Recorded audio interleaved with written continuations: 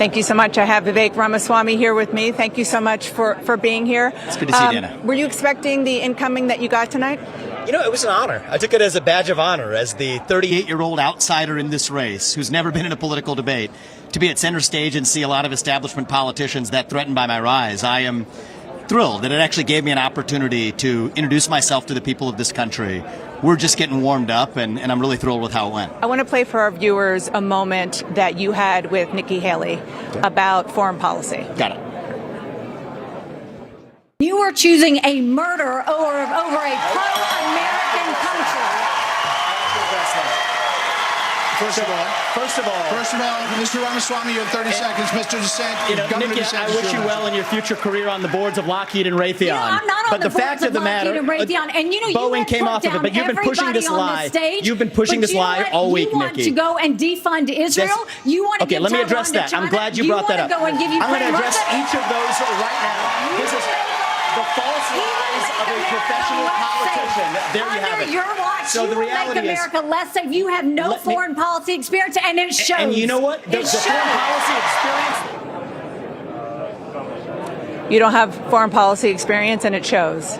Well, the reality is the people who have foreign policy experience, it shows what a disaster it's been from the Iraq war on down to other pointless wars, no-win wars that these administrations from foreign policy establishments in both parties having led us into. I think the results speak for themselves. They've been disastrous. And so I do think that I am the only person bringing clear strategic vision to our foreign policy rather than just going through the talking points memorized in 1990. So you are the only candidate who says, and you've said for some time, that you would pardon Donald Trump. Yes. The argument that Mike Pence, I believe it was Mike Pence, made was, why are you saying that before he's even convicted and before he even shows remorse? Well, the reality is we are in the middle of a presidential election, and we have seen indictments. I read each of those indictments cover to cover before issuing my statement on each of them. And the reality is, and you know this, in law enforcement, in every case of a prosecutor, the most damning version of the facts and the law are in the indictment. So if there's something far different that's not in the indictments, that's nearly always true, and anyone in law, the legal practice will tell you it's a fair assumption to make. So, and I said at the time, assuming that these are the worst statement of the facts from the standpoint of the prosecution, yes, I would pardon Donald Trump on each of those facts because I think it's a politicized persecution. And this is also part of what I mentioned to Christie on stage is there's a difference between making a bad judgment and committing a crime. And I think if we start conflating the two, that's a dangerous slippery slope in this country. Friends, go ahead and hit that free like and that free subscribe button. So you just saw a portion of CNN with Dana Bash.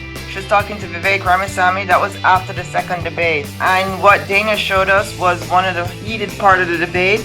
That's with Vivek Ramaswamy and Nikki Haley. And they took off their gloves and they punched at it. And I gotta say, Nikki Haley got a lot in for Vivek. And she said something that left everybody speechless. She said to Vivek, you don't have foreign experience and it shows. And that's not a good thing for Nikki Haley to say to Vivek. So now what would I say? I said 3 people are leading. Donald Trump, Vivek Ramaswamy, and Nikki Haley. Those 3 people, any of them could be president. Any of them could beat Biden and we'd have a better country today. So watch out. These are 3 of the top contenders. Of course, Dana Bash and Vivek couldn't agree on something. And as an attorney, I want to dissect it. Vivek said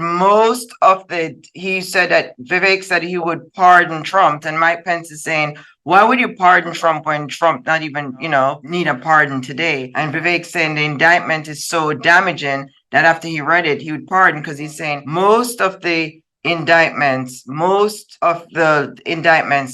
the factual stuff that's scary. And Dana Bashing is not. And Dana is right. It's not always the scariest part, Vivek. Sometimes the indictment, they have other stuff coming for you. So even though the indictment might be screaming, it don't mean that it's going to be real. They could have other stuff coming. But I think Mike Pence has a point, Vivek. Why are you saying that you're going to pardon President Trump when President Trump doesn't need any pardon today? So that's like putting the cart before the horse. And that shows your impulse, Vivek. That shows that you are an impulsive person. So will Vivek Ramaswamy win this, the GOP? He's got a shot at it. So does Nikki Haley. And so does President Donald Trump. Now, will Vivek or Nikki Haley go on to be the VP? we're about to see. But I do know that the GOP has a lot of great leaders in there, and anybody but Biden will do. And Vivek also said something about that moment with Nikki Haley as well. He said Nikki Haley stuck with the talking points.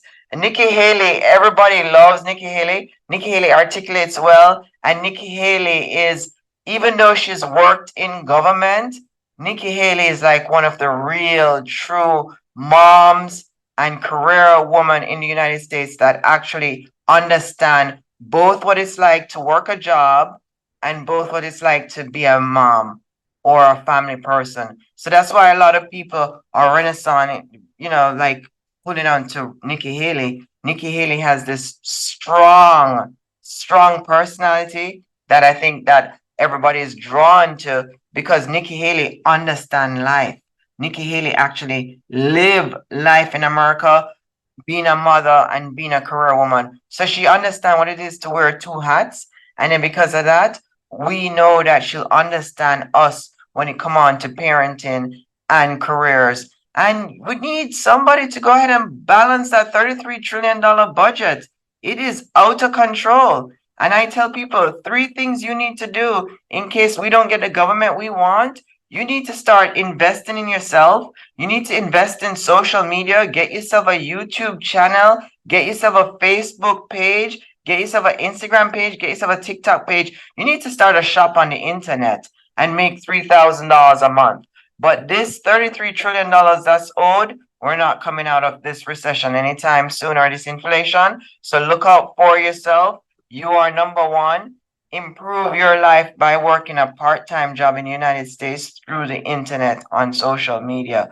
Friends, can you do me a favor and check out those products from Saks Fifth Avenue? If you click on there, you'll see the products come up. And can you do me a favor and hit that free like and that free subscribe button? It helps a lot. It tells us the stories to bring. So I like to close in one of my jokes for the day. So today we are going to do the dance mom. And why are we doing the dance mom? Because Nikki Haley is running for office and she's a mom. So we do the dance mom. We do the dance mom. We're happy that we have a woman running on a ticket, and it's not just Kamala Harris anymore, and Nikki Haley's got a shot at it. And we are excited. So we do the dance. We do the dance mom. We do the dance mom. We do the dance mom. I'm Tisha Paul. I'll see you soon.